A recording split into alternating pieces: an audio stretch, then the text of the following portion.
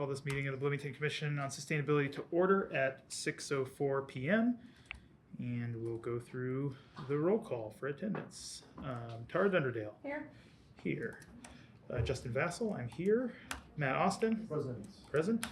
Zero Rose.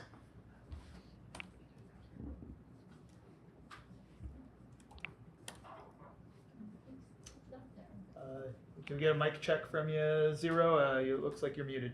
Yeah. Perfect. I guess. Okay, now it's undone. Got it. Present. Okay, Zero is here.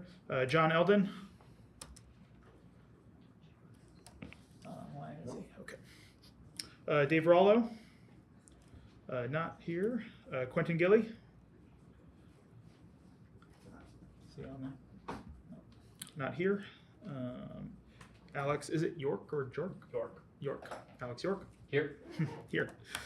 Jamie Scholl. Here. Here. Evan Nix. Evan, come off mute. Yeah, we've got you muted, Evan.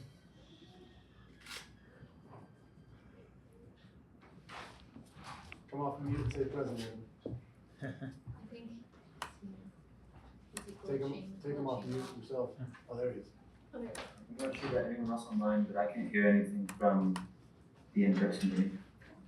Yeah, that's what was occurring with me too. Are we being heard? Me and Heaven?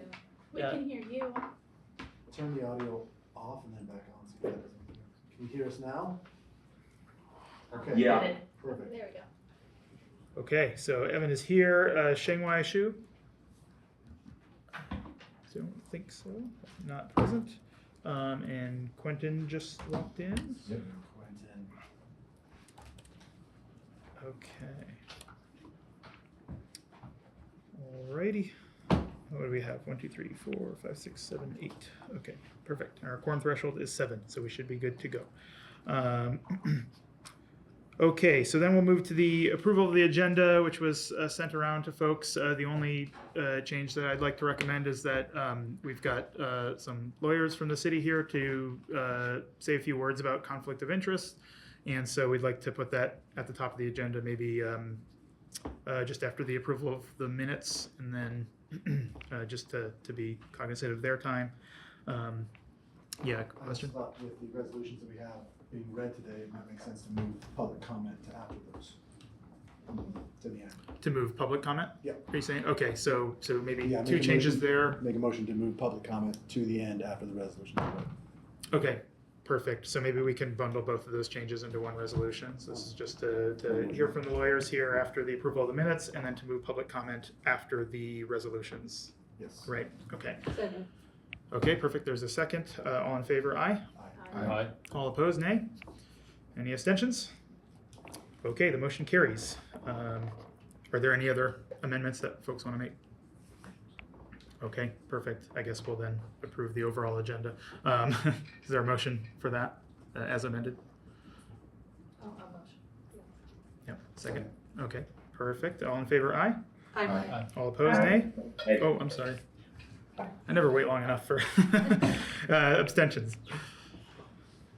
Okay, that motion carries. The agenda is approved. So we'll move on then to the approval of the minutes. I've got 4 of them listed there on the agenda, but I think we only have the minutes from May 13th and June 10th available to go over. So let's start with the approval of the minutes from May 13th. Is there anyone that wants to recommend any changes to those as they were circulated? Is there anyone who needs more time with them? They only went out this morning, so if folks didn't get a chance to really review them, we can always we could always maybe post the tentative versions onto Onboard so that they're available and then approved next time. But if everyone's happy with it, we can move forward with the approval.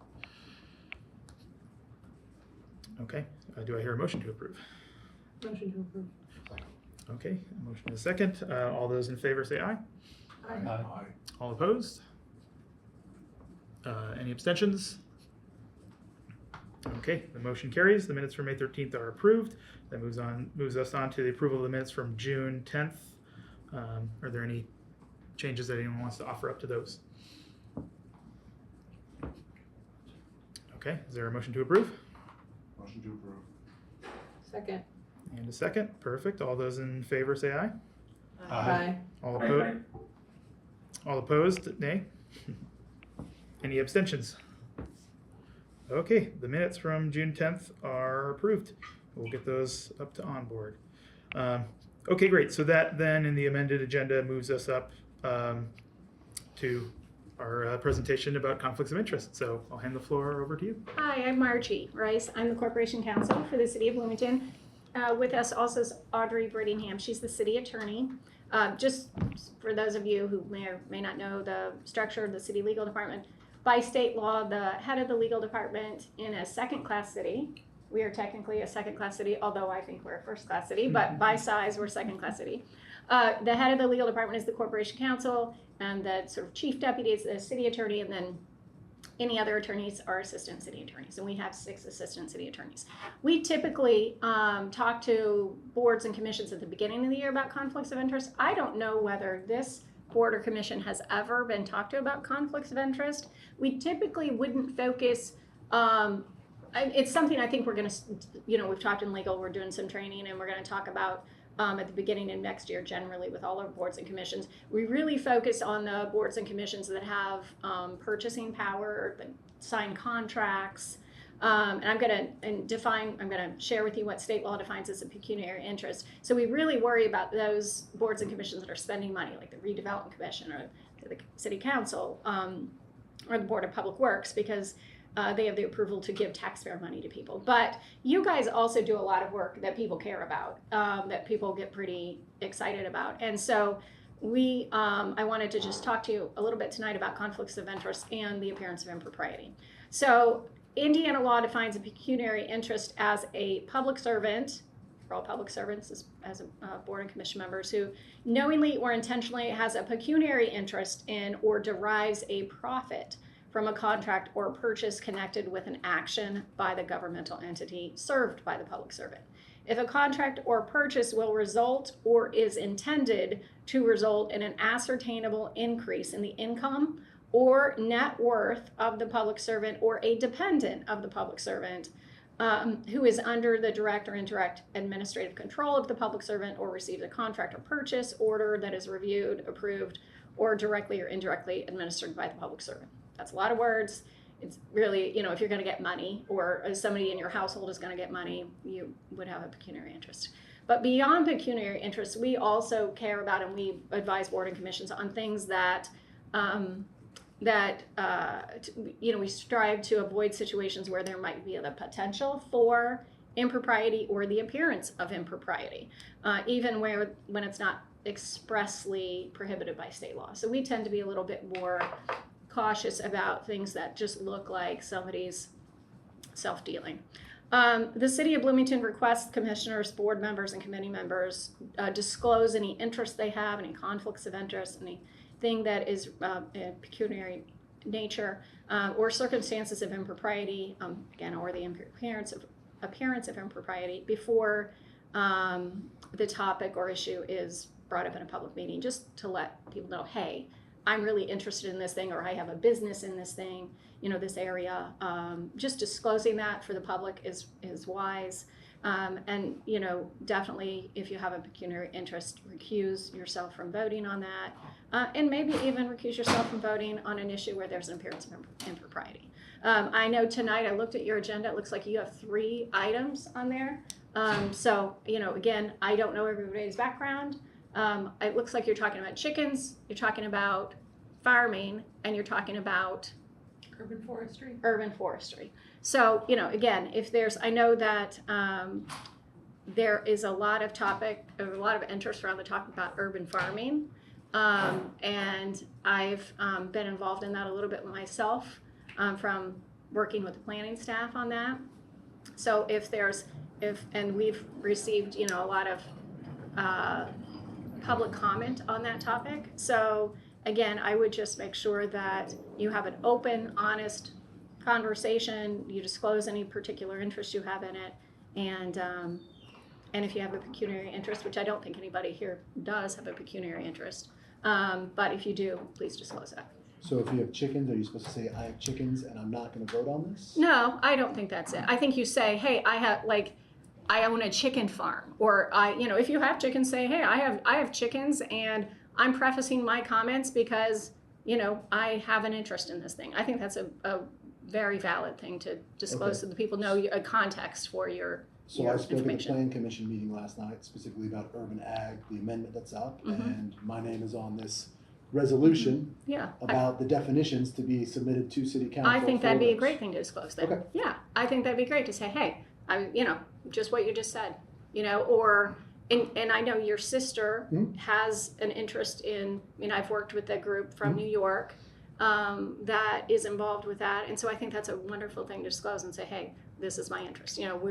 I'm involved with Garden Quest or, whatever. And say, just so you know, my comments I'm prefacing my comments just so people understand the context. Is it the same kind of the other way when we're acting as a private citizen? Like if I went to go give public comment, say like I'm a commissioner, but I'm doing this as a public citizen, or should I not say that I'm a commissioner? That's a wonderful question. So, and I've run into that myself. So out in the public, when I'm interested in a particular issue, I always say, this is Margie Rice, a resident of Monroe County saying this. This is not Margie Rice Corporation Council saying this. I am just saying this because I've lived here since 1990 and I care about this issue personally. So I don't, because, and we often advise, I've advised a lot of board and commission members to say, and even city council members, you are the commission when you're here at a public meeting. When you're out having a glass of wine with your friends, you're just you. You don't represent this commission when you're an individual. It's not like I run around my whole life being the corporation counsel for the city of Bloomington when I'm doing my job, but people can get that mistaken and they can think, oh, well, that's the city talking. Well, that's not the city talking, it's just me. And so I think it's really good for board and commission members to know that when you're in a public meeting doing your work, that's when you're the board and commission member. I have another question. Yeah. I was advised by a friend who lives in another jurisdiction Mhm. who also does public civil servant work like this Yeah. to set up a separate email account Yes. that I only use for this, Yeah. which I was just talking to Sean about what Yeah. the process would be of changing my record with the city clerk. Do you recommend that for I commissioners? think that's wise. I actually went to the Association of Indiana Municipalities. They have like a fall conference, and they had a bunch of topics on that for elected officials, saying separate your social media that you use for work from your personal stuff. Don't mix the two, because there's just been a lot of problems, with elected officials, and you're not being paid. This isn't your job. But people can get confused about which hat you're wearing. Is it a personal hat or is it a board of commission member hat? And it's just good to keep those, be squeaky clean and keep those things separate. And disclosure is generally the solution for conflicts of interest, disclosure, and then abstaining if you need to from a vote. And so I just wanted to share that because I don't know. I haven't been here before to talk to you guys. I don't know what you guys, have talked about before. But I know that, several of the top people care about chickens, people care about urban farming. And so I think just, being honest and open and disclosing is the right way to go. So, but once you disclose, should I not vote on this resolution, even though my name's on it? Well, and it's my understanding tonight there's not going to be a vote, right? It's just a first reading and discussion. It's a first reading, but on the second reading with the chickens. Yeah, chickens. well, and I guess I would probably want to know a little bit more about your involvement in order to answer that question. Like, I don't know how involved you are, with Garden Quest or with the issue. So, that may be a judgment call for you to make about whether you think it's better to avoid that appearance of impropriety. I mean, I err on the side of avoiding the appearance of impropriety and saying, hey, I'm not gonna vote on this one. I'll step out and let the rest of them decide, because I don't want to look like I'm sort of trying to influence the results. But I think that that's definitely worth a conversation. I would err on the side of recusing yourself, probably. That'd be my advice. Okay.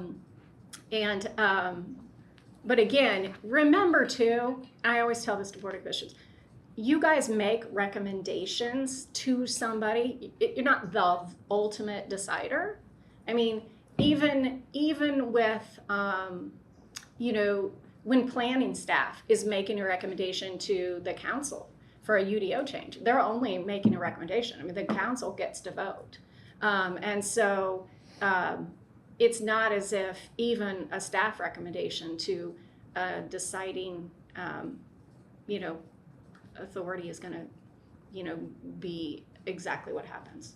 I mean, the council has to, and again, that's why we have public meetings. That's why we have public processes. And we just like to throw it out on the table, make sure everybody knows where people stand with it, and nobody's like, hey, there was some backdoor conversation or dealing that we didn't know about. So, make sense? Good questions. Thank you for bringing those up. If you have any questions for me or Audrey, I don't know that we're going to stick around for this whole meeting. That was really just my bet. But if you guys do have questions, you know, we're upstairs, second floor. Our emails are online. Just get a hold of us if you need us. Okay? Thank you guys. Thanks for letting me take your time. Appreciate it. All right. So our next agenda item then will be reports from commissioners, starting with the chair's report. Let's see. I can dial in and share my screen if that would help. Thank you, that was great. Yeah.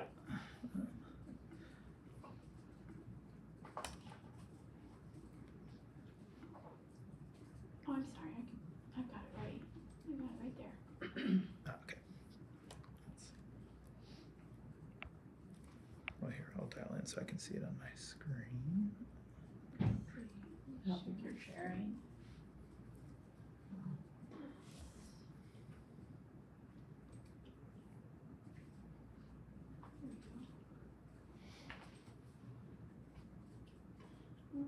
What date is in there? Nice. I'm missing Jolie tonight.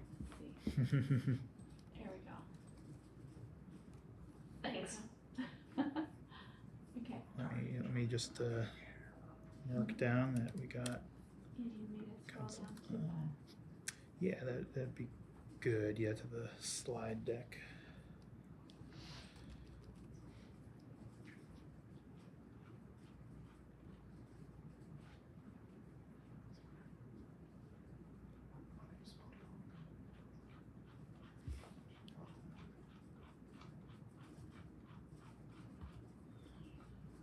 There we go.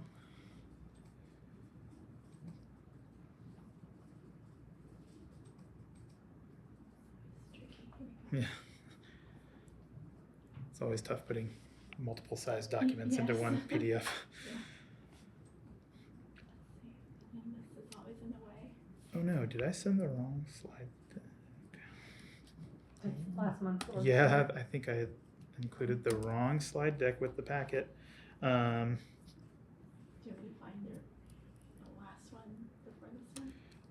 If you, I can just pull it up on my computer and share it, and then I can Okay. send around an updated packet that has the right thing. Sorry, everybody. Stop sharing. Understandable mistake. Happens to the best of us.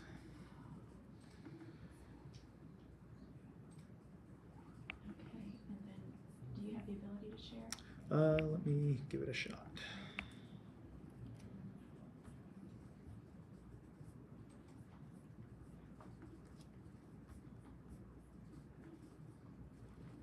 Okay, I sent a request. Okay, here we go.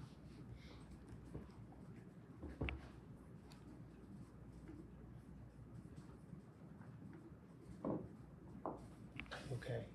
All right, that looks better. Okay, chair report for August, not for July. Okay, so here's the org chart. It's looking pretty good. We've got almost every single seat filled, so that's awesome.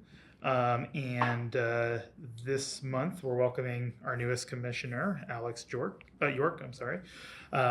So yeah, usually when we have new commissioners, we invite them to introduce themselves and maybe say a little bit about your background and what your interests in the realm of sustainability are. So I'll pass it over to you.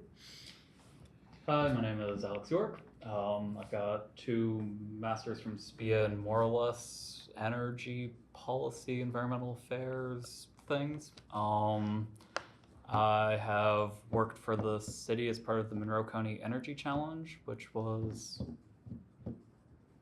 that concluded almost a decade ago, so doesn't seem like a lot of people remember that, but we did some good work. I worked for a local solar company kind of most recently, primarily doing residential solar. So, yep, I was doing operations there and then running the company for the last couple years.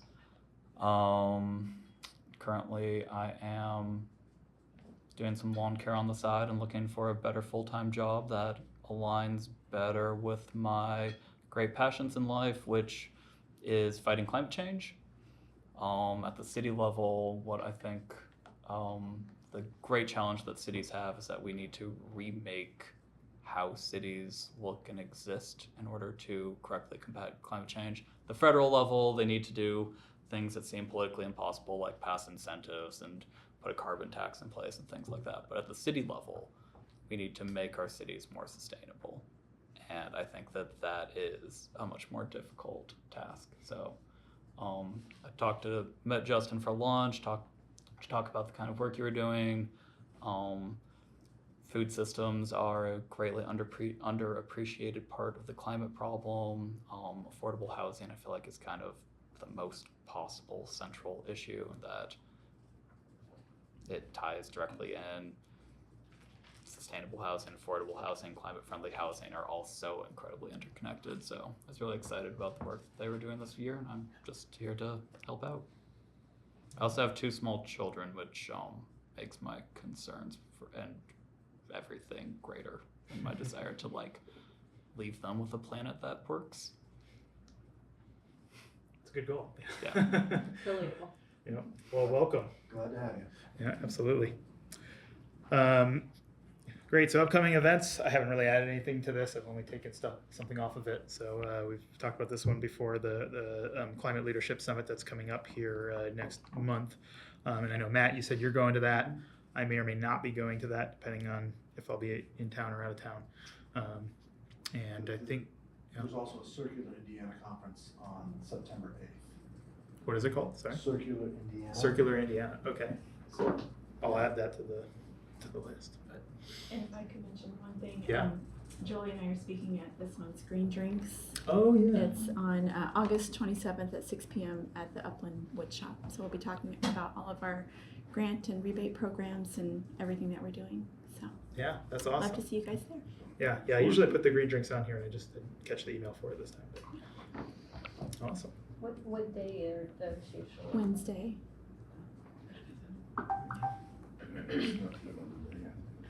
What was the time on that? Wednesday, August 27th at 6 p.m. Very good. Okay. Yeah, funding and awards. So we've still got some money left for working group grants for this year.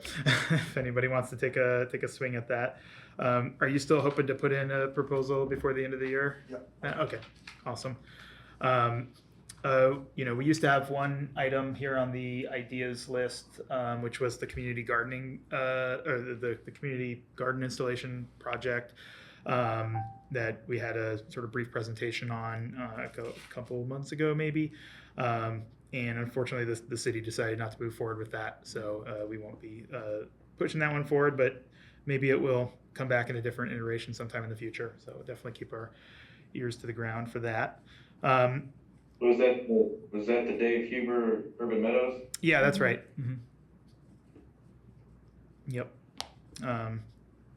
Yeah, so we've got a couple other ideas, though. They're in the hopper. And so if anyone has any other ideas that they want to see up here, or if you've mentioned it and I just forgot to put it up here, let me know. And yeah, we should start, thinking about when we're going to, bring the proposals forward, since there's just a few months left before we'd actually have to pass that. Okay. Any questions about funding before we move? Do you have a comment? Well, does anybody have any questions about this first? I'll just add that that's like a it's fully in brainstorm. That's why there's no Oh, dollar amount. yeah. Well, I'm sorry to interrupt, but I got a message. Whenever we have board and commission meeting members participating online, we have to do roll call votes. So we can't do yay or nay, we have to do roll call. Oh, So for you'll need everything? So Oh. you'll need to redo the votes that you did at the beginning of the meeting. I just Oh. got messages for that, so sorry about that. Okay, that's all right. Even for procedural as well as for Yeah. decisions. Okay. Huh, okay, well, let me make a little note here. So, okay, so we had a vote to amend the agenda. To move, to have our presentation at the beginning here, and then to move public comment until after the discussions and votes on resolutions. So we'll do a roll call vote for that amendment. Okay, Tara Dunderdale. Aye. Aye. Okay. Okay, Justin Vassell. Aye. Matt Austin. Aye. Aye. Zero Rose. Aye. Aye. John Eldon is. Did he John's join? not. Okay. Dave Rollo. Dave left, it looks like. Oh, did he? Okay. Okay. Quentin Gilly. Yes. Yes. Alex York. Aye. Aye. Jamie Scholl. Aye. Aye. Evan Nix. Aye. Okay. And Xinghua hasn't joined us, right? Okay. Diana. Oh, I'm sorry. Yes. Thank you. Thank you, Tara. Okay, and we don't have Annalise, right? On the line. Okay. All right, so that's let's see, 1, 2, 3, 4, 5, 6, 7, 8, 9 ayes.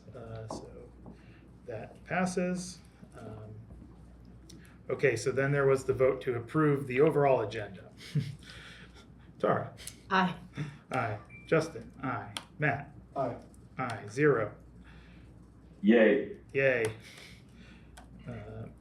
Quentin. Yes. Yes. Alex. Aye. Aye. Jamie. Aye. Aye. Evan. Aye. Aye. And Diana. Aye. Aye. Okay. The agenda is approved as amended. Okay, and then we had the minutes from May 13th. The minutes from the May meeting. Tara. Aye. Aye. Justin. Aye. Matt. Aye. Aye. Zero. Yes. Yes. Okay, Quentin. Yes. Yes. Alex. Aye. Aye. Jamie. Aye. Aye. Evan. Aye. Aye. And Diana. Aye. Aye. Okay. That motion carries. Then we approve the minutes from June 10th. Tara. Aye. Aye. Justin. Aye. Matt. Aye. Aye. Zero. I don't know if he heard you. Zero. Zero. Yes. Yes. Quentin. Yes. Yes. Alex. Aye. Aye. Jamie. Aye. Aye. Evan. Yes. Yes. And Diana. Aye. Aye. Okay, the ayes have it. The minutes are approved. And I think that was everything we've done so far, right? Did we do both minutes? Yes. Yep. May and June, yeah. Mhm. Thank you. Okay, perfect. Yeah, thanks. Okay, so let's see. Let's share my screen. Good. Okay. All right, so that's funding. News and updates. Not a whole lot there. Really changed from last time. I kept the Hopewell bit on there just to kind of remind ourselves we were interested in having a more detailed discussion at an upcoming meeting to think about ways in which we might want to, contribute our input as that process, continues. And so it's mostly just there as a reminder. I'm thinking maybe the next meeting would be a good one to try to slot that discussion in. And yeah, just to be kind of thinking maybe if there's certain areas that we could have, that we might want to dedicate some of our attention. And if anybody is interested in taking this up as sort of a mini research project between now and the next meeting, feel free, let me know. And that, maybe we could have something to kind of build off of, the next time we meet to discuss. What was that, Zero? Yeah, Alex, I'd like to talk one of my central issues. We're only getting like every third word, Zero. Yeah. Yeah, I'd like to work with you, Alex, on affordable housing, this Hopewell development. Yeah, but maybe just one person does some brainstorming or something to just give us something to kind of go off of for the next meeting. We don't want to do collaborative work probably on this between meetings, but once we discuss it a little further, we probably will want to do some collaborative work. Do we have a work session scheduled between now and the September meeting? Yeah, we Would be do. A good agenda item for that meeting. Yeah, we could do that at the work session. That's a very good point. Cool. And then City Council, the 2026 budget process is moving along. So nothing new from last time there. Internal commission updates, not too much to report here. Most of these things are just things that are kind of on the radar, and things that are in blue are new since the last time we talked about them. So the only real new thing here is that we've been invited to present the 2020. I guess it's the 2024 annual report. So that's a typo there. To council on September 3rd. So I'm still putting together slides, but they're largely just going to resemble the structure of the report itself. So I can maybe bring those to the work session, or I can just send them out to folks and so you can see them. I don't know if we necessarily need to vote on it, since we already voted on the report itself, right? And it's just presenting that report. So those are the internal updates. Commissioner focus areas. It's possible that you have sent me something and it didn't end up on this slide. So if that's the case, just ping me again. We're just trying to kind of get interest topic areas from each commissioner. It doesn't lock you into only focusing on those things, but just kind of keeps everyone aware of what everyone's kind of thinking about. If you've got something you're kind of interested in focusing on, let me know and I'll add it to the table. Upcoming meetings. So this is sort of the tentative schedule for the next several business meetings and work sessions. So we've got a lot going on today, business-wise, and then there'll be some of that carries over to our next meeting naturally. And then hopefully we can have a discussion on the topic of the Hopewell development a little bit more at that meeting as well. Just trying to kind of keep these things up here so folks can kind of, visualize what's coming down the pipe, and if we need to be kind of strategic about balancing certain items across the various agendas. This gives us a kind of bird's eye view way of doing that. But as you can see, a lot of those things are listed as tentative, so it's not necessarily in stone or anything. That's great. Love it. Awesome. Appreciate that. Work sessions. We just had one a couple weeks ago, and it was largely just a discussion and some brainstorming about the sustainability assessment report. And so I'll just when we get to that part, I'll just have Tara update folks on those discussions. I didn't have any specific topics for the next one, but we might be brainstorming that report a little bit more. And then discussing maybe some of the Hopewell stuff to kind of set the stage for the next business meeting. And minute approvals, we're starting to work through the backlog. So we got 2 of those down today. That's great. And then we'll have 3 more for the next meeting. Okay, and one more slide here. It's just the resources slide. So just include this every time. If you forget where to find something, you can always go back to these slides and poke through these links. And if there's anything that you notice that you think should be on this list but isn't, let me know and I'll add it. Can I make a comment? Yeah, of course. That resolution template was so easy to use. I really appreciated Oh, yeah? putting that together. Awesome. Like, it took a resolution writing can be a little bit daunting just because of the strict formatting rules, and it was Mhm. like, it was so easy. I really appreciate all the work you put into that. Oh, yeah. And for other commissioners that are thinking about writing resolutions, like, it's a very useful tool. Yeah, thank you. I appreciate that. And yeah, the goal is to try to reduce as much friction as possible when doing these sorts of things, so we can focus on like the real work. So I second That's- that. That's, Yeah. it was a game changer for me to be able to move forward on Yeah. things. That and process, I'm just gonna It- give you a Which high I- five. It might Oh, be. yeah. I wonder if it's Okay. I wonder if it's a tool that would be useful to share with other commissions also. Sure. I know we've talked about like Mhm. ways we can partner with other commissions, and if that's something that they can benefit from, you know, Yeah. that kind of like work reduction. Right. Yeah, that's a good point. Yeah. I don't know what the rules are around that, but if we can, I would I think that's a good idea. I have Definitely. a question about the previous slide. Oh, sure. Will there be any further discussion, or in matter of process, do I need to ask you to put that back on for the food resilience? I wasn't aware, you know, if there was going to be any discussion. I know it was a large Oh, yeah. document. Yeah, we should get that back on one of these rows. So yeah, we can maybe after the meeting we can chat about whether it should go next month or the one, or you know what the next step is. But Maybe on the 26th work session, if it's a little more, I don't know if the competing timelines of the two topics, it's probably more urgent, right? Yeah, I mean, some of the grants would have been done. Yeah. I mean, they've already. you know, yeah, that's also why I'm putting this up here. So if you spot something that you think should be on there, but it probably just. So thank you for mentioning. That's that, why I yeah. was wondering about process Yeah. of this. If there was something I missed, or, you know, Right. with writing these and trying to get all the pieces together, it is, you know, having those processes are very helpful. Yeah, absolutely. Yeah. So yeah, make sure we get that back on track. Right, thank you. Yeah, absolutely.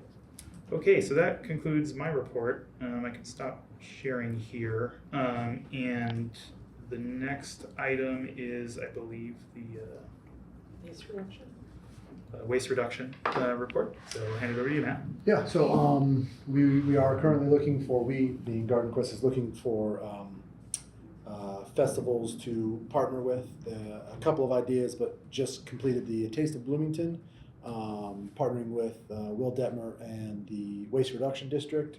And there were over 30 volunteers, a lot of National Honor Society students, and they really liked and enjoyed it and learned some stuff. Wasn't a lot of food waste collected, 150 pounds. That's all going out to Will Detmer once it's fermented. So they have one pit dug. So that's great. That partnership is wonderful. And there was a lot of interest from residents about it. There were multiple IU students that were like, wow, we want to intern. So it really enabled a lot more people to learn about that. The fermentation, and just that there's something else out there. Yeah, so I would say it was a success. And then there was also a food reclamation portion of that. So it had Shalom Center, Wheeler Mission, and one other, and they collected probably 300-400 pounds of food that actually went to folks in the community that need it. The unserved food. The unserved food, yeah, and the vendors were really, really excited about that. So it was a really, really good system that was set up, and so hopefully if the taste happens next year, it can be more robust within that. And we definitely need to continue with that mentality for all of our festivals, collecting the food waste to then create soil quickly out at community gardens so that's a resource for everybody, as well as the reclamation of the food that can actually go to those that need it most. And then another really cool thing is Garden Quest partnered with Unitarian Universalist Church. They did a interest presentation. They have 20 members that are interested and are starting with the bokashi fermentation process, and they're going to have pits sited on at UU. And so as a decentralized process, we want to have pits all over the city, at churches, in community gardens, at parks, because that will enable the community to not have to do it on their property if they can't, or they can if they want on their property. So it's really starting to build that out, and then because of that, the Environmental Resilience Institute reached out and said they would like to do the same with theirs, but Garden Quest is not an earth keepers. They're not a compost. That's not what they want to do. So what they do is they literally partner with whatever the organization is, and then that organization finds volunteers to do the process. So with ERI, it's going to be IU students. We're going to have to find pits, places to put those pits. And so they're taught how to do it, because the idea is to build leaders who take this on and continue to lead on their own. And then they build other leaders, right? You don't want followers, you want to build leaders who build leaders. And that's kind of what we need to do as BCOS, right? We've got all these great ideas. We want to bring these out into the community and then have other people also take them on and lead that way. So It sounds like this would be very supportive, like the comprehensive plan as well. Yeah, and the 15-minute city Yep. as well, having these locations in various neighborhoods. Yeah. And, you know, And- churches are a fantastic, yeah, wherever you're going Location. anyways already, right? you just bring your bucket, dump it in there, cover it with some soil, go home, clean out with some vinegar, you're good to go. So, so we're really starting to see some more movement on that. And Quentin, we would love to, because of ERI, we want to have the conversation Yeah. about that stuff. Well, I was just gonna mention too, if you guys are working with ERI, it'd be good to be in the loop. Mhm. If there's a student learning component. 100% there is. Yeah, then I might be able to support that, from a, physical environment standpoint, space for that Got it. to potentially happen. Okay. So I'm happy to help with that if I can. And, yeah, and then the other point I was gonna make too, and I don't know what your timeline is for pilot, but in the spring, I know there's gonna be a climate, environmental sort of event, film festival style Mhm. sort of thing. And then they're committed to hosting a more sustainable event. Okay. I think which is consistent with the whole event as well. But that could be that's something we could maybe partner on. As far as that. As a way for you to or people to communicate out about this Methodology. outlet. Yeah, exactly. Yeah, that's the idea. That's definitely the idea, is to continue to build and teach others and then have them take it on independently. So, but other than that, yeah, that's about it for Perfect. the waste reduction group. Thank you. Thank you. Good moment. Um, Yeah, Alex. Would you be interested in working with festivals outside of Bloomington? It depends on our bandwidth. They've done something with Orange County, their fall or their summer festival. So yeah, we can talk. Okay. The working group grants have to be in the city limits, but Correct. Yeah, we won't other, talk about. but other, yeah. Okay. Yeah. And we can't do the working group grant with IU. So Right. Well, and this one other thing I was going to mention, and this wouldn't necessarily need to be a grant necessarily, but so one of the waste diversion projects that I'm working on ramping up right now actually is I'm going to try to do some major waste diversion at the athletics facilities with like the tailgate and all that. Awesome. Yeah, I'm pretty excited what we've got coming up as far as potential there. That's just an open venue that you could potentially communicate with people about this if it's something that was, you wanted to communicate about Bakashi.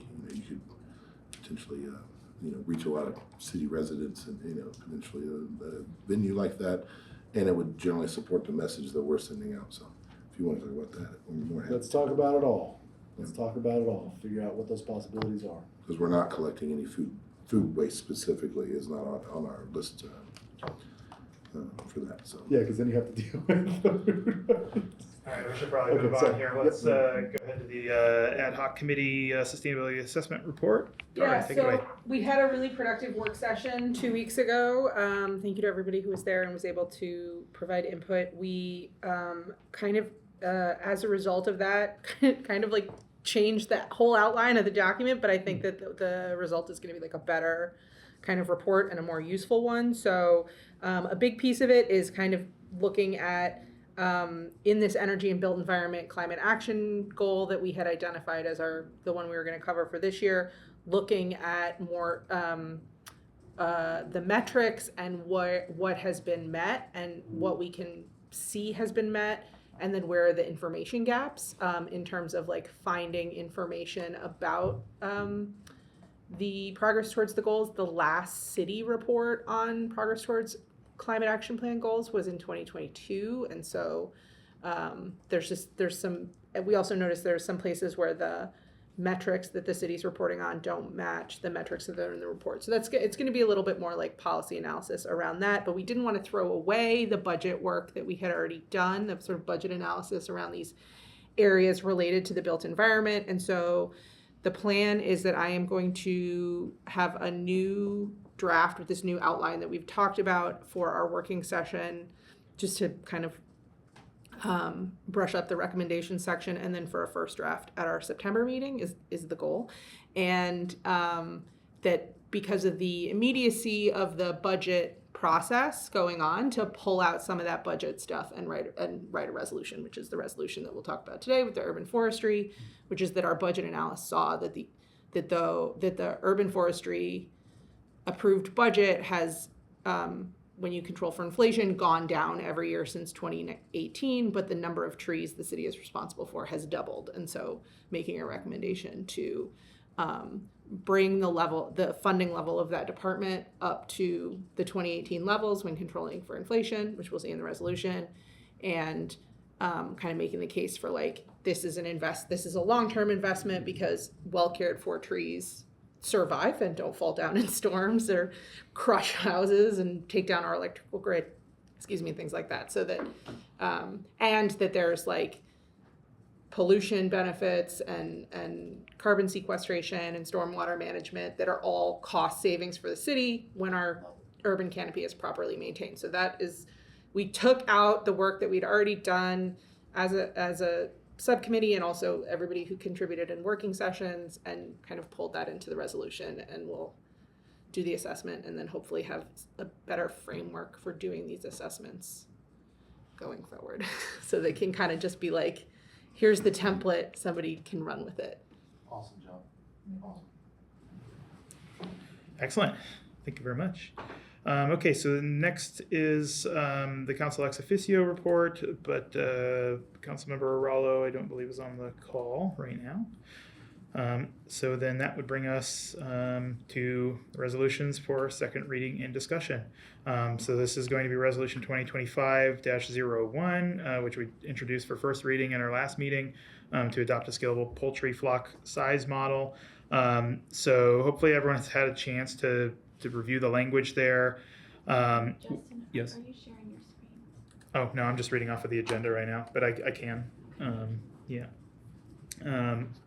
So the way that we'll do this is I'll ask for a motion in a second, and if we get that, then it'll lead us into discussion, and so folks can ask questions, we can discuss, people can propose amendments if they want, and once all that is finished, then we'll move on to the final vote. So is there, here, let me share my screen first before I call for the motion.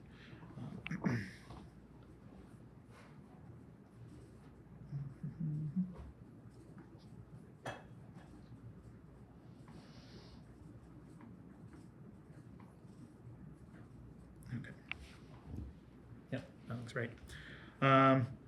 Okay, is there a motion to introduce this resolution? Or I suppose to approve this resolution, yeah. I make a motion to introduce and approve this resolution 2025-01. Is there a second? Seconded. Okay, perfect. I think we got Jamie by just a hair. Okay, perfect. So, Jamie, did you want to say anything about it before we, open it up for discussion, questions, and things? Sure. I'm sorry, I don't remember the name of the person in charge of animal care and control. I had a very good conversation, somewhat lengthy, with him regarding a number of different questions that I thought would come up. From the last time there was a change in the ordinance, they would see an uptick for people who wanted to have chickens, and then then people dropped off and it just gets into a stable. There's no one neighborhood that has them more than others. He sees no problem with this whatsoever. It's not going to take any more time. The only issues that they have had were complaints for smell, but these were not any that were actually went through the process of permitting. Some folks do have, but a small number who have applied for the chickens for butchering rather than eggs. No complaints on the butchering. He was very excited to see this to be put forth and is supportive of it. They would anticipate that there would be an uptick and then a leveling off, just like in the previous. No concerns whatsoever from his perspective. Awesome. That's virtual standard. Yes, Right? thank you. Yeah. Thank you. Perfect. Thank you. So we'll open up the floor. Discussion, questions, amendments? This has been long overdue. I've done some research, and there are a lot of cities that, as stated in there, that have moved to this model of increasing chicken flock size based on property size, lot size. Well, so I just had a question on that part. It seems reasonable to me, but what was the logic between like number of chickens per acreage? Like, how did had that been demonstrated specifically? I think it is mentioned maybe Madison, Wisconsin, like around the counts. Yeah. I'm sorry, I don't remember that off the top of my head on which cities for which flock sizes. But it comes from other municipalities that have adopted Yeah, there's similar. there's not, when people are leading, you're going to be looking and trying things out, and this is, there's also calculations of how much space does one hen need, and that is also looked at in how this was calculated. I was just trying to the numbers seem to make sense to me. I think it's a good thing. I'm just trying to understand, like, well, why is it 8 chickens and not 14? Is it because the other thing I'm always thinking through the lens of what if any risk is always associated with it. Like, is it going to attract a coyote to come into the town? I don't know. Probably not. Maybe you could. Coyote comes into my yard anyway. I don't have any chickens.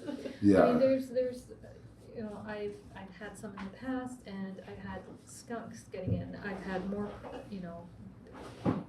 I'm having something getting my pawpaws, and it's a native tree, and they're picking up on my camera, and I have no idea what it is. Well, they're devastating my dad's pawpaws. The raccoons aren't. These are not raccoons. Oh, yeah. So there are a number of creatures to look at, but this is, we've already had these issues worked through before. We're just looking to expand the number based upon the lot size.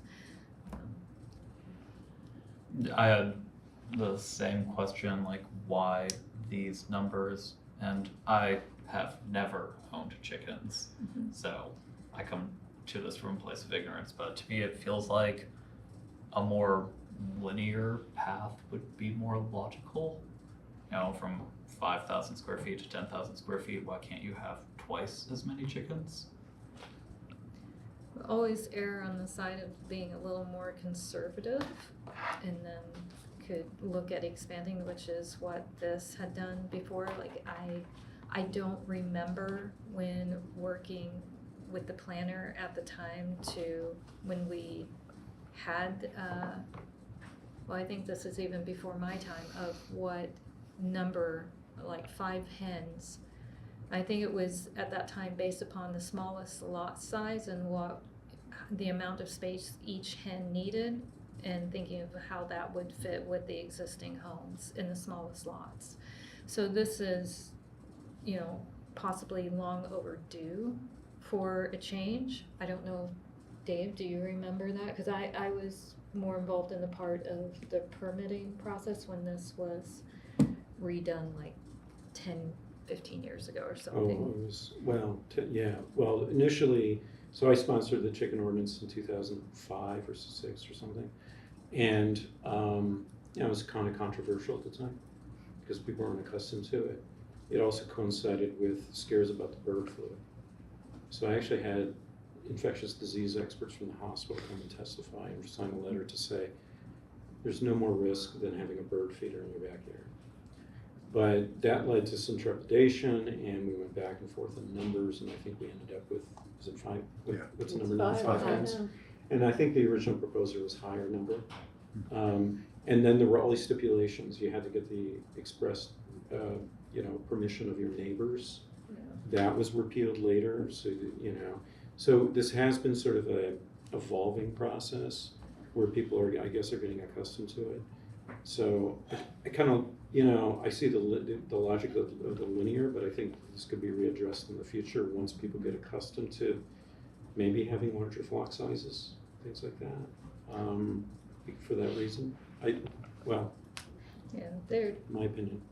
There's also, possibilities of discussions of bird flu again, but this has already been addressed, and even whenever, I don't remember with the amendment to get rid of the contiguous neighbors approval as well as the fee, because I found that a hindrance for lower income, that we even had a doctor with his son come and stay till almost midnight to speak in support of an active physician wanting to make sure that that occurred. So I do see that this is kind of a beginning. I did talk to, I think, Virgil about other types of poultry. Ducks can be very messy. Guineas can be very loud, although with the tick populations and the rise of tick-borne diseases in regards to public health, that's something that I'm concerned because I am a health coach and I do work with individuals with alpha-gal and other issues. Chickens could potentially pick up the ticks amongst with other types of insects, but I did look into it. I know Dave had looked into it before. I couldn't find any studies that address that for the public health concern.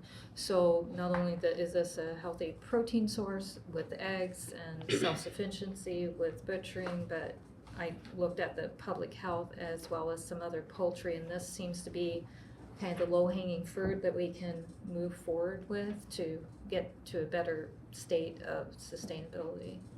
I have 2 quick questions. Sure. It mentions allowing flocks in agri-villages. Do we what is that? And do we have any areas that are zoned as that in the city? I don't know if we have some that are known as agri-villages. Danny Weddle, I don't know, 10 years ago, we do have some community-based, agriculturally, sustainable-based neighborhoods here. I'm not sure how that's going to evolve in the future. I did mention that as a possibility in the food resilience strategy. That along with mobile home parks, so mobile home parks could also be known as agri-villages. And talking to somebody who lives in one of those areas, she was enthusiastic about that possibility because that provides nutrient-dense foods for their family and extended family who all live in this one mobile home park. that's some of the reasons for that, if that answers your Mhm. question. Yeah, and then my other question is, would you see it as like a different resolution or a different, kind of like set of recommendations around, like, cause I know like the current permitting process requires construction of the run and coop prior to, construction and approval of the facility prior to acquiring the chicken, so you, in theory, people could build a coop on their property and a chicken run that accommodates 20 hens, which is thousands of dollars, and not be allowed to use it. And so, would you see like recommendations around the permitting process as a separate from this resolution, as like a different set of recommendations? I don't want to complicate things that are already working. This is just to expand that. So, but there's other options in regards to that as well. So there may not be an actual coop as an accessory dwelling structure, because when I had chickens, I had a movable coop. So that's, you know, those are used on farms, that's used in urban areas, so it's not bolted down in place, and so your run is like in a smaller area, but you can calculate it as where it can be moved. I don't know how. That's not a question I asked. I probably should have. But I don't see that as an issue. I trust what's been working. Yeah, I and the guess. process to approving them is a square footage thing and making sure that it's, you know, not terrible. So if somebody's building it, they're gonna get approved. Got it, okay. Especially Yeah. the requirement of neighbors approving you having them is no longer on the table. Mhm. So, And I'm still, you know, and with the next resolution, I did mention it, including in the Plan Commission meeting last night, but a concern for me for a while has been the number of HOAs. So whenever we pass something in regards to UA, it will likely not affect those in homeowners associations, because typically their covenants and restrictions forbid any kind of food growing in the front yard, no animal, you know, no chickens, no clotheslines. A lot of sustainability measures they do not allow, and therefore not only are, you know, concerned with density of housing and rental units, but that how many of these, and if anyone ever or students want to help me populate this spreadsheet so we can know how much actual acreage we have that this type of amendment affects, I would love to have that, because I think with also it can be utilized for rentals and would be a benefit to hand. Rentals in neighborhoods, I'm sorry. So, Okay. Any more discussion, any amendments anyone wants to offer up? I was just going to mention one other thing. And I don't know, and I haven't fully checked it out, but I think it's a good idea. I generally support it. I think that, you know, just looking here on the CDC websites, places like that, there's a lot of like, you know, posters like, you know, if you start your own flock, don't wing it. You know, like here's some, you know, best practices types of guides. I didn't know if there was if we maybe have something in place already, but making sure that, like, because there are other safeties, general issues, you know, maintaining your, you know, your chicken coops and whatnot. I think if we make sure that that's accessible, you know, that might be a good thing. And that if it's not already, then otherwise, yeah. no, thank you for bringing that up. That slipped my mind. Yes, Virgil did say that they refer folks who apply to other things. So that is something that BCOS can provide. And we can provide guidance in a handout or PDF type format to where they are instructed the way we would like for them to keep their coop and run and things like that, and especially how to mitigate some of the smell issues. Now, the ones that have had smell issues, like I said, did not go through the permitting process. So the permitting process could also be looked at as being an education process. That's what I was thinking. Not that necessarily has to cost anything, but like if all it was, hey, you have to read these and sign your name saying that Yeah. you've read it and you understand that these are the safety considerations, be careful. 'Cause you just don't want to, make sure people know that there could be, it's like anything else, you want to make sure people are safe as much as you can. That and, a lot of people don't know you can bathe your chickens to Mhm. help with mites, and that is something that I've taught before as well. And so these are things that we can put in there that maybe another municipality doesn't have. Yeah, as long as it was in a way that it was generally acceptable. Like I was just looking there, like CDC recommends having a dedicated pair of shoes that you use for going in and out of that area when you work in it. Like that might be something too. Yeah, as long as that, yeah, sounds good to me. Okay, any other discussion before we move on to the voting process? Anyone online? Yeah, anyone online? Anything?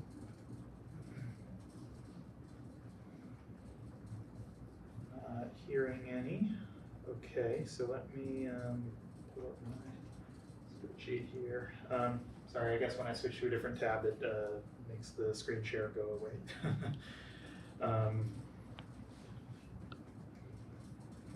Okay, so real quick before we go through the roll call vote, we were just talking about conflicts of interest, right? So, I don't know.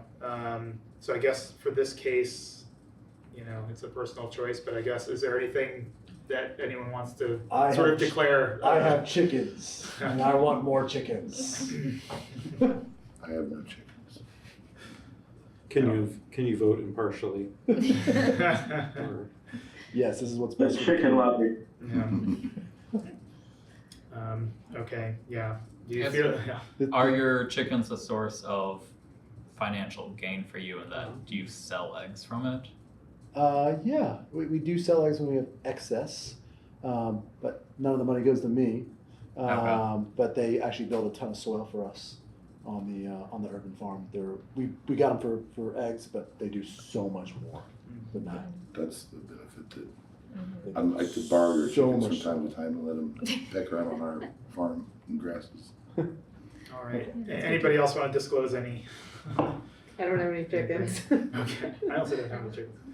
I would fall into that larger chicken flock lot size, but that seems Yeah. like an overwhelming number of chickens. Actually, it can be easier in some ways to manage. All right, well, let's move on to the vote. So this is to adopt resolution 2025-01.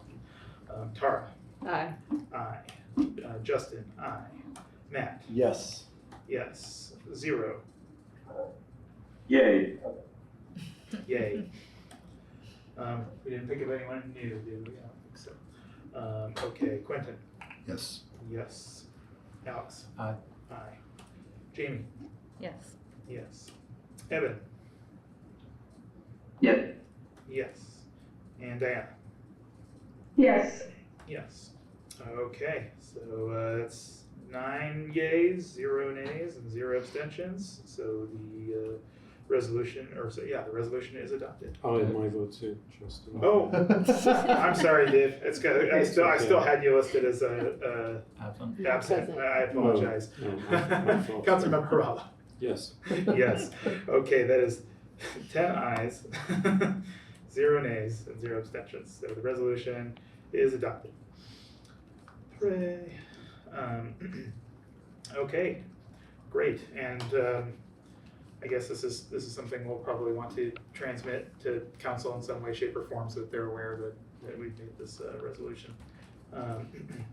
In what process do we do that? Because I'm like, well, I sponsored this and, put forth a lot of effort into it, and not sure if that falls onto my shoulders to then present to council, or how that Well, it goes. might not be something that we present, it might just be something that we hand give to off. them, so Deliver. I don't know if. It goes on. Yeah. It goes on our webpage, I think. Also, like any previous resolutions adopted by the commission are listed there. There haven't been any in several years, but Right, yeah. it would be listed. Yeah. Along with those. Justin, do you usually, I think you've done a report every year. We've just did our annual report for 2024, Yeah. He's presenting. and I'm on the calendar to present on the September 9th, the 3rd Third. meeting. For the purpose of A report. reviewing The last year's annual report. though. 2024 annual Yeah, report. well, okay, well, maybe you could mention it then. Yeah, slip it in then. I mean, I'm happy to talk to colleagues and Jamie comes to Yeah. meetings, but it'd be great to have the current yeah. chair of the commission, you know. If I remember correctly, the 2024 report did talk about some of the stuff that was like on the docket for 2025. So that would be, Yeah. like, it was like our priorities that we had determined at the Right. work session are in the report. So I think that that's like a totally appropriate place to share this Yeah. and any other resolutions that the commission passes between now and that time. Okay. Right, Yeah. kind of present the report and then an update on where these things stand now of what we've accomplished. Yeah, probably not a detailed update, but yeah, worth No. mentioning. It's at just, least. hey, we Yeah. did these Right, things that we sort said of we were an gonna aside. do, and they'll be in the next report. I don't know if anywhere to be. Take as much time as you want. Okay, so, yeah, so we should probably move along to the next resolution. So let me remind myself where we're at in the agenda here. But yeah, we'll figure out the right pathway for that resolution. Okay, so resolutions for first reading and discussion. So we've got two of them here.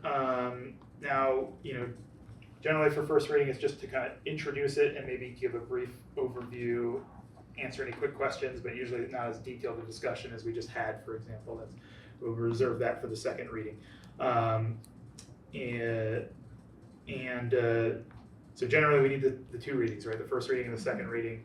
The only exception to that is if we wanted to, adopt a resolution on the first reading, then we would have to have a 2/3. We'd have to have 2/3 of the members here, and it would have to be a unanimous vote. So just to remind folks of what the bylaws say there for resolutions. So the first one here is Resolution 2025-02 regarding the urban forestry budget. So Tara, do you want to say any words about that? Yeah, I have a question about the first and second reading also. Yeah. The first and second reading is without amendment, right? Like it's not changed, the language isn't changed or tweaked between those two. Yeah, the bylaws don't readings? really specify, but I've been sort of operating as though like the first reading is not really for amendments. The second reading is Got it, for okay. that. Yeah. So if we were gonna make amendments, it would be it wouldn't be between now and then, it would be during the second reading Right, conversation. yeah. Mhm. Got it, okay, thank you.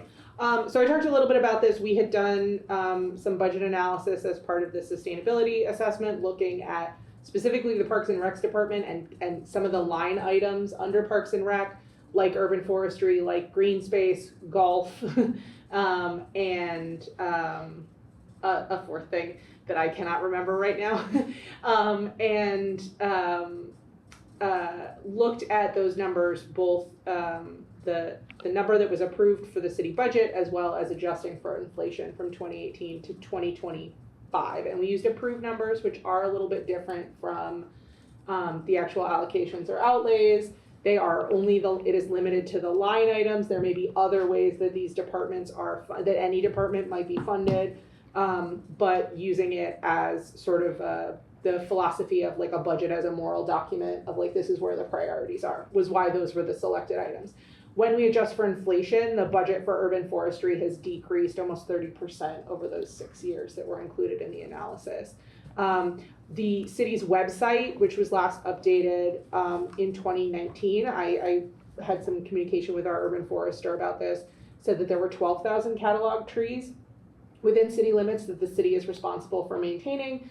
I talked with the urban forester, and he sent me the tree database that they use, which is a public resource, but he referred me to that, and it's actually more like 23,000 inventory trees that the city is responsible for. So it's double the number in that same amount of time that they've had this real dollars decrease.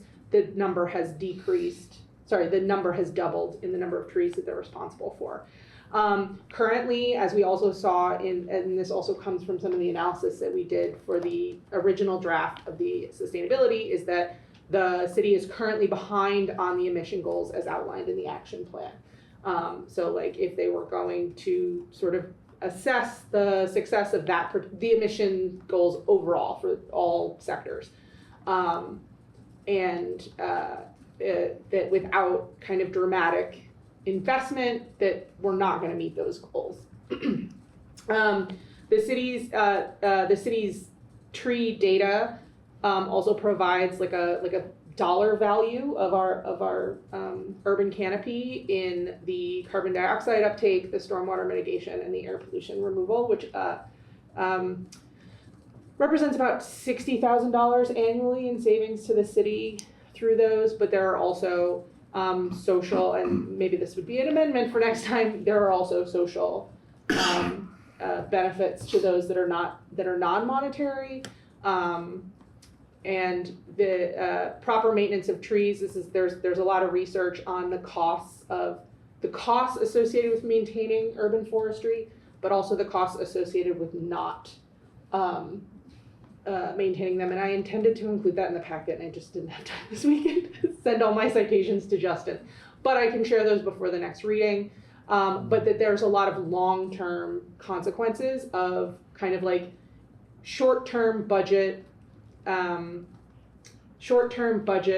cuts to benefit right now have like really long costs, and they really like go out to the next generation sort of in terms of improperly maintained trees.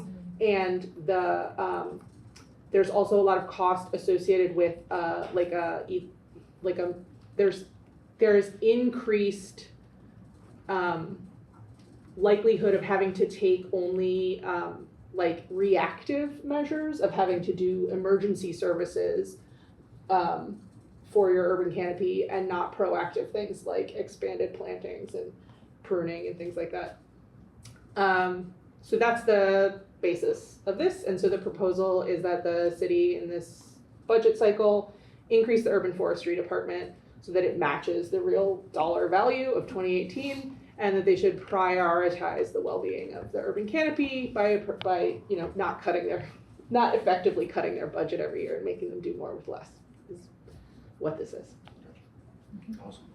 And one more thing toward that second reading or a potential amendment is the health issues of air quality, Indiana being among the worst in air quality, so that might be another component you wrap in there.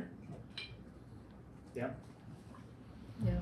Perfect. Okay, we're getting close to the end of the meeting, so we should probably move on to the next one. Is there any very pressing question that somebody has on this that they need answered before they think about it for next month? I'd just like to commend Tara for doing this. This has been fantastic. I'm so excited to see this. I love trees. I And also yes. really like trees, but I don't think that that's a disclosure. I have no financial interest in trees. But the air quality yeah. for public health, and some of us do have some breathing issues that if you want to add that in, I'd love to see that. I'll send around the citation, I'll include the citations in the packet. If we vote to move this to the next meeting, I'll include all the data that kind of supports this for review. Perfect. So yeah, we can move. I was just gonna say real quick, if we talk about it next time, so one area I'd be interested in learning about was like why had the budget gone down, or had they expressed interest in things like that? The budget didn't go down. It kind of stayed the same in terms of the dollars, but because of when you control for inflation, it's been like an effective cut. Only because I know one of the most expensive things to do is actually to cut the trees down. Yeah, it is. So.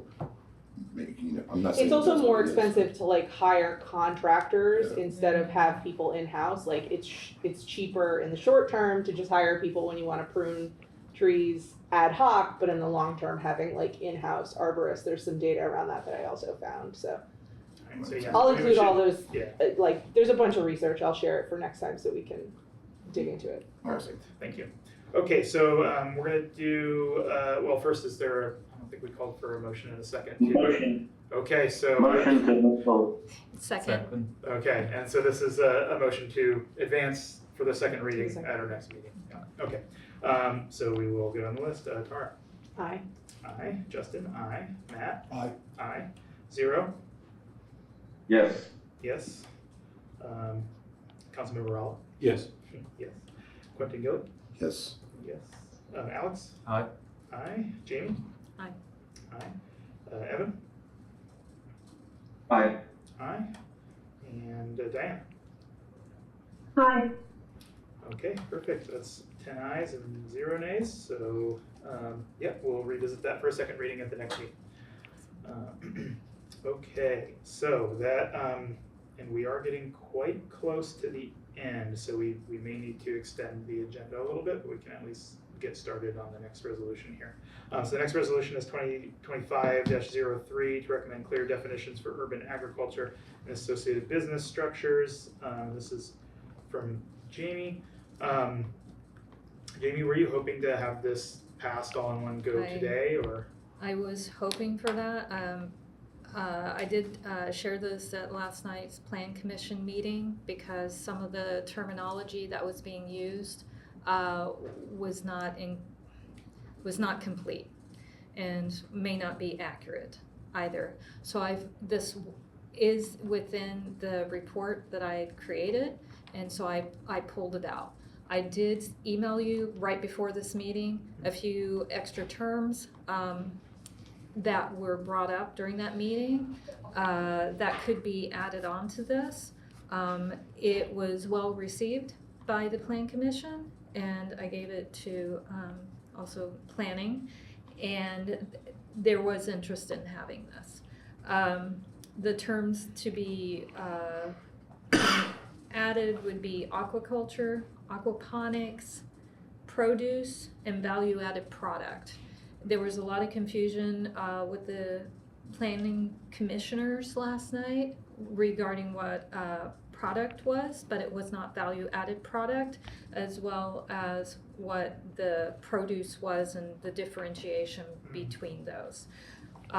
Because of their schedule, it did get passed on to, with the approval to recommend last night, but because of the nature of the time frame for planning and what's coming up since it's going to council, I thought this would be very useful for them. So I don't know if we could add those as an amendment and have it passed tonight or not. I mean, we could. Okay, so I say yes with 2/3. There needs to be a motion to forego the second reading, right? And then we vote on that, and then if that passes, then Yeah, that was how we did it Motion. with I think that's the thing right, last year. Motion. Yeah. So motion. This is just to continue the conversation, right? No, no, this this is is the, what 0 is, and I also I was actually going to move that we move this to next week because we still have to do public comment, and there are 3 minutes left. Yeah. So to move to the next meeting? Well, is there not a time constraint on getting this into the system, Jamie? well, yeah, planning and plan commission were interested in having this language. Mhm. So you're doing it through them?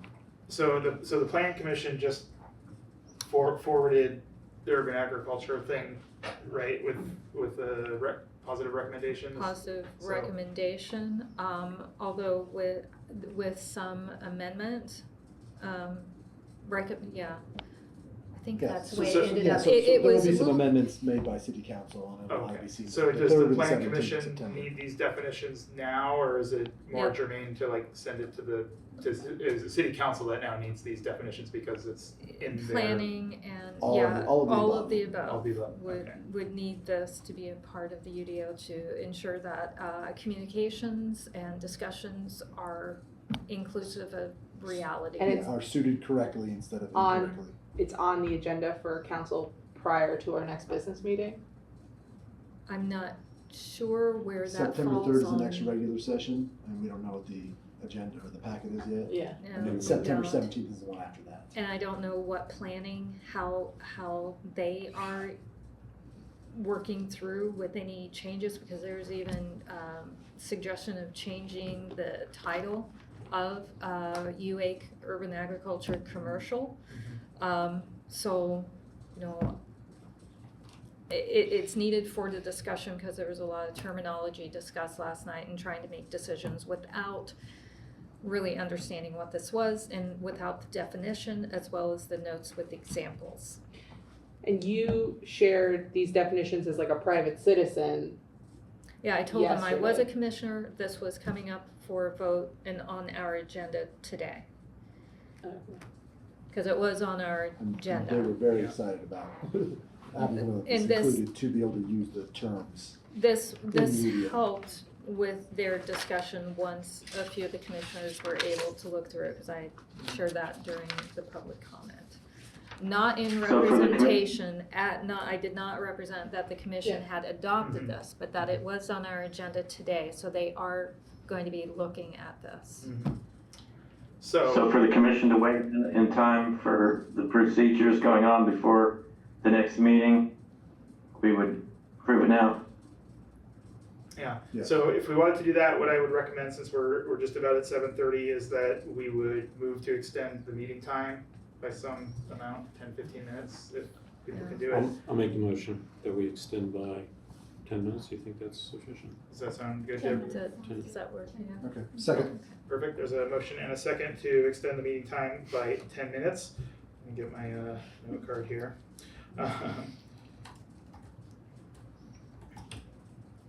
Okay, perfect. Tara? Aye. Aye. Justin? Aye. Matt? Aye. Aye. Zero. Aye. Aye. Councilmember Ralla? Yes. Yes. Quentin Gilly? Yes. Yes. Alex? Yes. Yes. Jamie? Yes. Yes. Evan? Sorry, Evan? He said He said aye, aye. but it was too fast on the unmute. Oh, Aye, yes. okay, perfect, thank you. Diana? Yes. Yes, okay, we will extend the meeting time until 7:40. So then the next step, if we wanted to pass this today, would be, like Tara said, to have a motion to basically consider this as a second reading instead of a first reading. And then that would lead us into discussion for the actual, adoption of the resolution. So is there a motion to I make consider a this for motion adoption? to forego the first reading and move straight to a second. Okay, is there a second? Second. Excellent, okay. Back to my sheet. Okay, Tara? Aye. Aye. Justin? Aye. Matt? Aye. Aye. Zero? Aye. Aye. Councilmember Ralla? Yes. Yes. Quentin? Yes. Yes. Alex? Yes. Yes. Jamie? Yes. Yes. Evan? Yes. Yes. Diane? Yes. Okay, that's 10 yeses. So the motion carries, so we're now considering it for adoption. So now is the discussion period. People can offer up amendments, so if you've got some other definitions that you want to add, you said Which you sent was- it to me via I email. did send it to you via email. So aquaculture definition, the cultivation of aquatic organisms such as fish, crustaceans, mollusks, and aquatic plants in controlled or semi-controlled environments, including tanks, ponds, and other water-based systems for food production, habitat restoration, or other purposes. The example of use case in an urban agriculture setting would be raising tilapia in an indoor recirculating tank system within a converted warehouse for local seafood sales. I have had a friend up in Fort Wayne try this about 10 years ago. It was a bit cold up there, but because our temperatures are warming, we may actually be able to have folks do this here in the city. That's an added protein source. Aquaponics, second term. Addition, a food production system that combines aquaculture, raising aquatic animals such as fish, with hydroponics, cultivating plants in water, in a symbiotic environment where nutrient-rich water from the aquaculture system feeds the plants, and the plants help filter and purify the water for aquatic animals. Use case example would be operating a rooftop greenhouse where lettuce and herbs are grown using nutrient water from an on-site koi or catfish tank, supplying both produce and fish to local markets. Third edition, produce. Definition, vegetables and fruits produced by a grower, gardener, farmer, orchard, or vintners. Fruits, examples of this would be apples, grapes, and berries, and annuals such as lettuces, kale, melons, tomatoes, and squashes. So the first ones were perennial and the second were annual. The fourth added term, based upon discussion last night, value-added product. That would be fruits, vegetables, fungi, and herbs that have been grown on site and processed to add value to the sales of the produce, fruits, herbs, etc.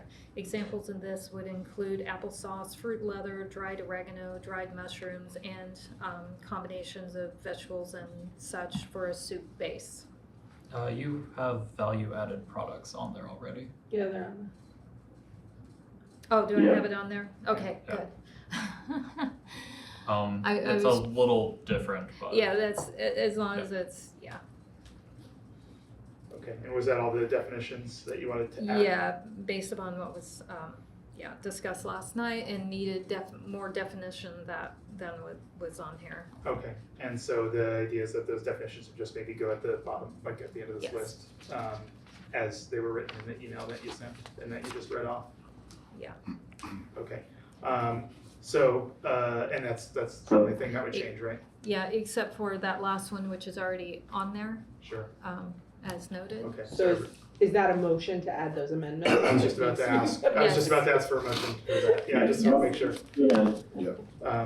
Perfect, sorry, was that a motion from Zero? Yes. Okay, Motion to amend. great, is there a second? Motion to amend. second. Okay, excellent.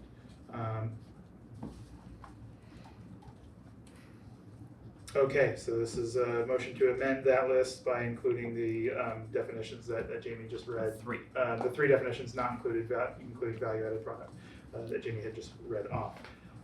Tara? Aye. Aye. Justin? Aye. Matt? Aye. Aye. Zero? Yes. Yes. Councilmember Rowell? Yes. Yes. Quentin? Yes. Yes. Alex? Aye. Aye. Jamie? Yes. Yes. Evan? Yes. Yes. Diane? Yes. Okay, perfect. So that amendment passes, and we are back to the discussion. If anyone has any more discussion that they want to make on this topic, or questions or anything, or other amendments, now's the time to do it. Yeah. My question would be, the definitions as they're written here, is this following like a stated like agricultural sort of law definition, or is this, or how are these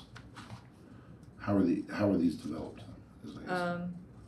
I developed them from You- from knowledge and references and use cases that I would anticipate here in Bloomington. That includes for the examples, because I know we'd also talked about bees and had folks with bees here, so that is included in that one definition. So some of these may already be in existence, but not necessarily recognized by the city. Does that help? Yeah, no, my only concern is I'm not an expert in any of this. I'd like, for me, I'd want, not that we don't have the experts at the table here, but if we had some, or if it followed some sort of guidebook, like I'm just like looking at like the urban agriculture law, like healthy food project for, it's like these frameworks for cities to have, to adopt these sort of definitions and regulations. I don't know if it might be worth referencing that, some point in the process. So do you want each one of these definitions referenced to another, because even like farmstead, that's a more, a newer term, Mhm. just like in my field of health and well-being. Emory University, I just, part of my continuing education, just found out that Emory University was the one that was able to define health versus well-being. And that's very recent, so farmstead is very recent as well, as opposed to homestead and farm. Yeah. So- I'd say Jamie is the expert at the table and is on the forefront with exactly those type of developments and recent We Frame. have 2 minutes left. Yep, I want to point out that we're at 7:38. So if we want to vote on this today, we should move that very soon. So I need, Motion to vote. Oh, we're already at a motion for that, yeah. okay, One other thing I just want to add is the balance between specificity in generalized language. If you list specific fish, is there any chance that starts to put people into too specific of like parameters? Just something to keep in mind as you write that up. For the I don't know if that would be an examples, issue. examples were meant to be somewhat specific to give an example, but I could, add in tilapia because there are some types of fish such as, tilapia is the one that's usually grown in the tanks. All right, so that would have to be an amendment, and we wouldn't have time for that today, probably. Yeah, I don't think that's that important. Okay. Yeah, the examples are just examples. So do we want to move to a vote, or do people think they need more time? Motion to vote. Second. Okay, I'm not gonna do a roll call vote for that, because we're in discussion, and we can, once discussion finishes, we just naturally go to a Right. vote, so we'll just call it that. Is it just majority? Okay, this one's just a simple majority, yeah. Okay, we'll go through the list here to adopt resolution 2025-03, I believe it was, yes. Okay, Tara. Aye. So, aye? Justin, aye. Matt? I have an urban farm, and this directly relates to the Plan Commission, Urban Ag Commercial. So, saying that, aye. Okay, thank you for the disclosure. 0. Yes. Yes. Councilmember Rallo? Yes. Yes. Quentin? Abstain. Abstain. Alex? Aye. Aye. Jamie? I'll just disclose that I live on a little farmstead, which is what I was trying to figure out the term for because it's an accessory dwelling use whenever looking at this. Okay. So that's an aye. Evan? Yes. Yes. Okay. And Diana? Yes. Yes. Okay. So that is 9 yeses, 0 nays, and 1 abstention. So the motion carries and the resolution is adopted. I thought that abstentions counted against the unanimous. The unanimous was just for proceeding to the second Got it. Okay, thank reading style vote. Yep. No, that is a good point though. Okay, great. So that brings us to the end of the clock. So we'll have to stop there. I'm sorry that we didn't get We to probably the. should, for public comment, I know we have at least one, but Okay. We need to We'll extend need 5 another minutes. Well, yeah, we'll need Move another to- motion to extend. Extend 3 minutes for public comment. 3 minutes. Okay. Second. Okay, and there's a second. So we're extending by 3 minutes is the motion on the table. Tara? Aye. Aye. Justin? Yes. Matt? Aye. Aye. 0. Yes. Yes. Councilmember Rallo? Yes. Yes. Quentin? Yes. Yes. Alex? Yes. Yes. Jamie? Yes. Yes. Evan? Yes. Yes. Diana? Yes. Okay, the ayes have it. We'll extend for 3 more minutes, which would be at 7:45. So we'll move to public comment. Hello, everyone. I didn't know we had a public comment. I voted against moving it at the beginning. I'm sorry. Everyone, I'm Julius Mitchell. I'm the Legislative Affairs Specialist in the Office of the Mayor. I handle some of the mayoral board appointments to boards and commissions. I've been saying that I'm new for a while, but I actually have some people on this commission that I've appointed, so I can no longer say that. Alex, I sent your letter, so Thank you. I've been trying to make the rounds and attend all of these, so I kind of get a feel for what's going on. And the whole voice vote thing, that was my message. I just wanted to make sure everything was going correctly, so I'm sorry to make this more of a headache, but I've been studying up on the open door law because I've been going to so many of these, and that was just something I wanted to mention. So I'm here as a resource. I handle a lot of the legislative scheduling with council and stuff like that. I have yet to follow this process all the way through. I know you guys have some resolutions. I'm not 100% sure how that process goes, but I'm working through it and I have a part in that, so hopefully I can work with either Sean or whoever, I believe whoever sponsored it, to get that through.